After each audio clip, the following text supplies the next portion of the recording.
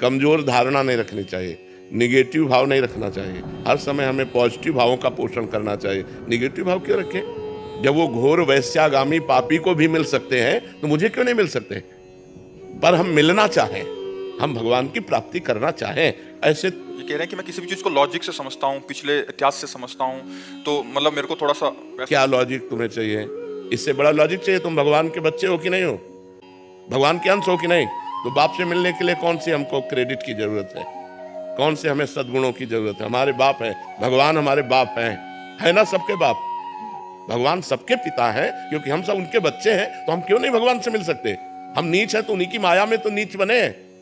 अगर हम गिरे हुए व्यक्ति हैं, बहुत दूषित हैं, तो उन्हीं की माया से, अपने बाप की माया से तो गिरे हुए हैं। हम क्यों नहीं मिल सकते? हमारा दावा है। हमारे प्रभु, जैसे प्रभु गीता में कहते हैं ममई वांशो, तू मेरा अंश है, ऐसे हम ठसक से कहते हैं कि भगवान मेरे हैं। क्यों नहीं मिलेंगे? लॉजिक हमारा बनता है कि नहीं बनता? क्यों? ये लॉजिक से अलग है।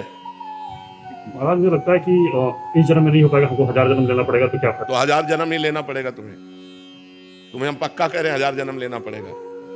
हम इसी जन्म में प्राप्त करेंगे। भगवान के लिए ऐसा क्यों नहीं सोचता? मनुष्य जन्म 1000 जन्म ही मुझे मिलेंगे, बार बार गारंटी है?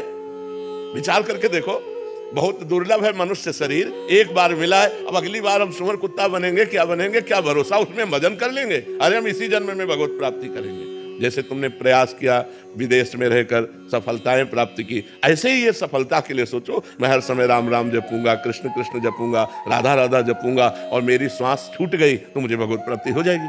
निराश क्यों होते हो? निराश नहीं होना, उदास नहीं होना, हताश नहीं होना। भगवान हमारे कोई गैर थोड़ी है। भगवान हमारे, हमको क्यों नहीं मिलेंगे? 1000 जन्म तक के सोच लोगे तो देखो, हमको एक सिद्ध संत ने बताया था। हम उस समय 16-17 वर्ष की अवस्था के थे, हम बचपन से घर से निकले, 13 वर्ष की अवस्था से। उनका नाम सिद्ध बाल योगी था। वो गंगा किनारे ही रेती पे रहते थे। तो जब उनसे मिले, रात्रि में मिलने का अवसर मिला, तो उन्होंने पहली बात कही, हमने अपनी डायरी में लिख रखी थी कि बेटा, जो बनना है वो सोचो, जैसा बनना है वैसा सोचो, जैसा सोचोगे वैसा बन जाओगे।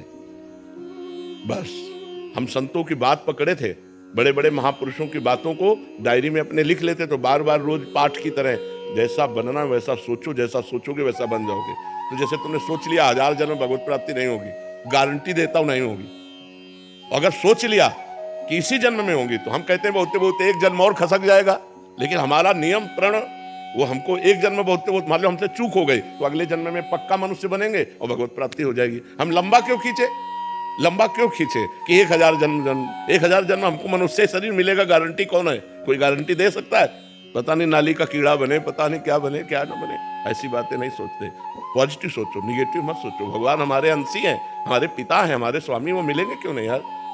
कोई गैर है क्या भगवान को? यही तो हम माया का प्रभाव बन गया कि स्त्री पुत्र परिवार शरीर अपना लगता है, भगवान पराये लगते हैं। जबकि भगवान अपने हैं वास्तविक। हम अगर स्त्री से भी प्यार करते हैं तो भगवान से प्यार करते हैं, क्योंकि उसके अंदर भगवान है, इसलिए वो हमें प्यारी लगती है। और उसी स्त्री के शरीर से भगवान हट जाए, अंतर ध्यान हो जाए, तो हम वही प्यारा शरीर जिसको हम प्यार करते थे,